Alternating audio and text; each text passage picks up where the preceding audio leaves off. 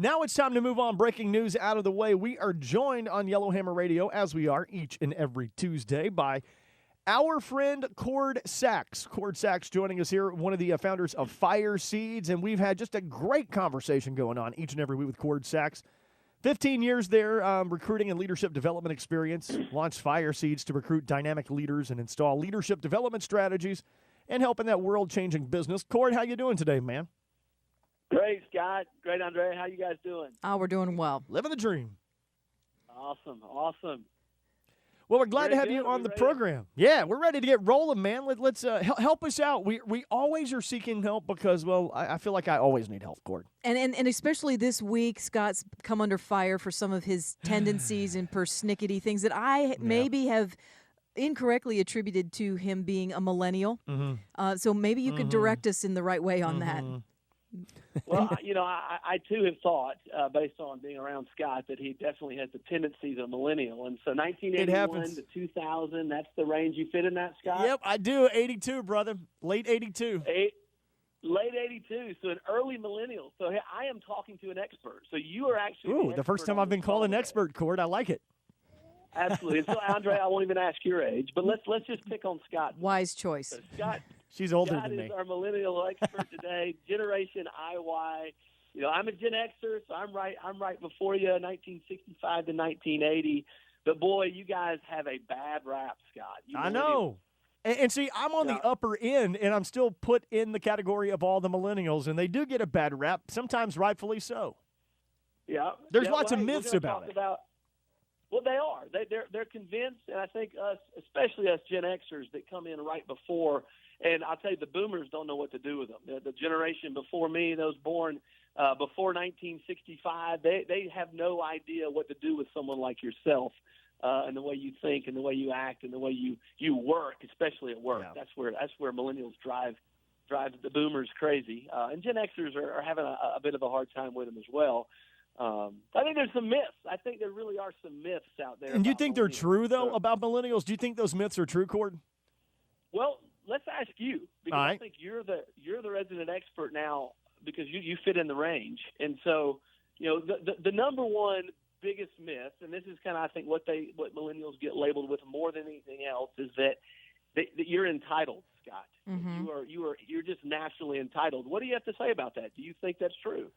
Me personally, I don't think so. I don't personally think that, but I do think other millennials, younger millennials down on the spectrum, I totally think a lot of them are entitled. They feel like they're just entitled to everything.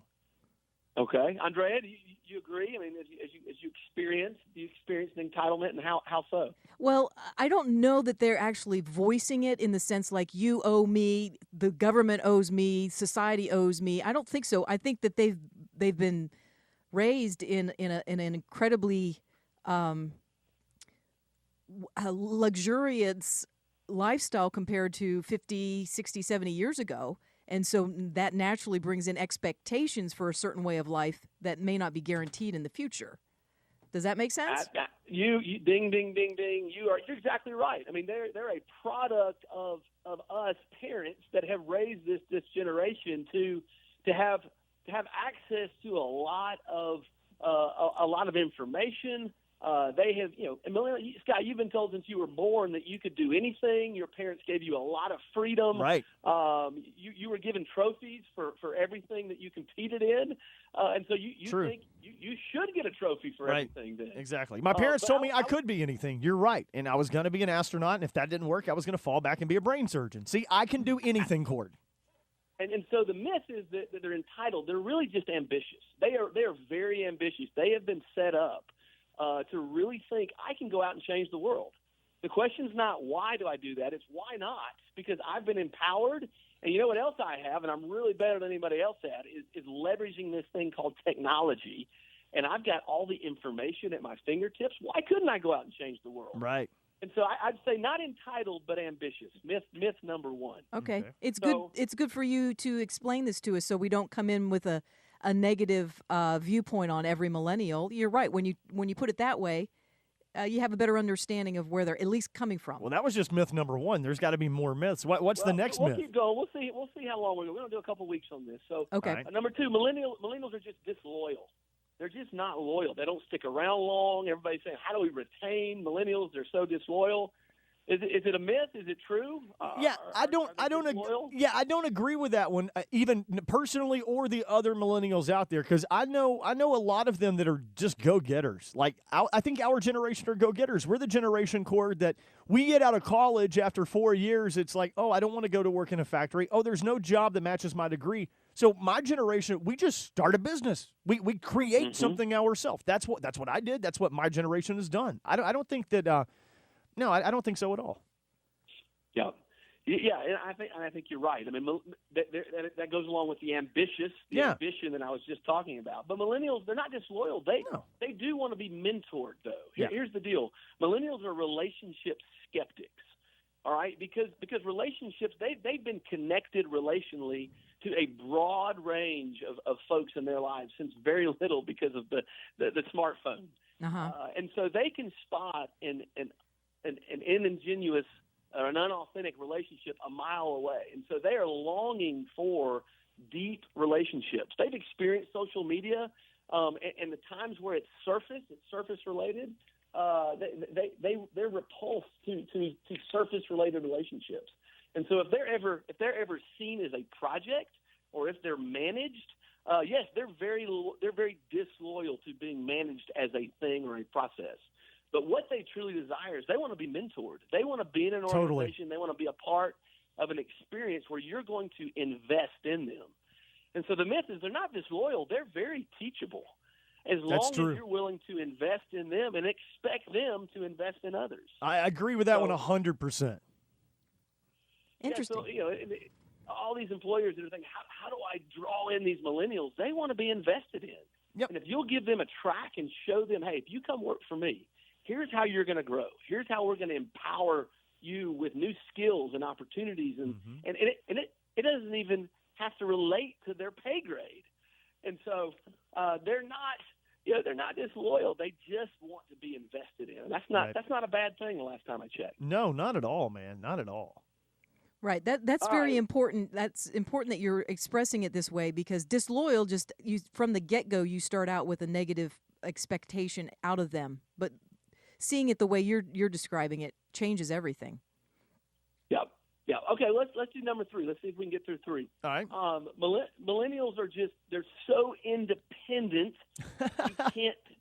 you can't depend on them. Now, see, that's bogus, man. That's just bogus. My generation's misunderstood. Okay, Dre, what do you think? Well, it kind of contradicts itself, because if they're entitled, then they would naturally be dependent on entitlement. So how can they be too independent? Well, there's no such thing as too independent, is there? How can you be too independent? You could think you're too independent, I suppose, if you have that mindset. So I'm up in the air on that. I'm not sure I buy into it one way or the other. Yeah, and independence, I think the opposite of being independent is, or the negative side of what we contribute to being independent, is you're just not a team player. Mm-hmm. And that couldn't be anything further from the truth to what they really desire. Millennials want to be a part of something bigger than themselves. And what's bigger than I? Bigger than I is team. They want to be a part of a team. They want to be a part of a group that really understands them for who they are and sees that, wow, I appreciate you as a very unique part of this team that can help us together contribute to a goal that we want to achieve. And so they really are. They're team players if they're just given the opportunity to uniquely play a role that's just communicated to them as vital on that team.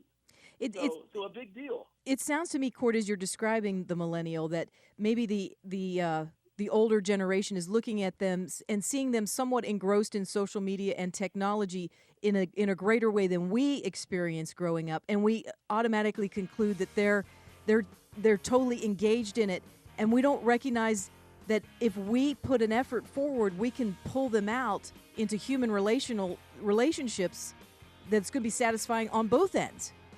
Yeah. They need a little training there on the relational component that's face-to-face and in-person. But they have a lot of reps in socially interacting in groups and with each other on the Internet. And so they actually become very good team players. They do need some skills and some training there and development, but they're typically phenomenal team players. So nice. Cord, we got through 3, and I know we're close to the end. We but are. we'll keep We're running rolling out. on this over the next few weeks. Yeah, this is fascinating. Yeah. I really enjoy talking about this because it's talking about my generation here, Cord, and we're going to continue this chat next week. Fire Seeds, tell them quickly how can people get in touch with you? Yeah, check us out, fireseeds.com. We do recruiting and leader development, love helping companies who really focus on their culture to impact their people. All right, see you tomorrow.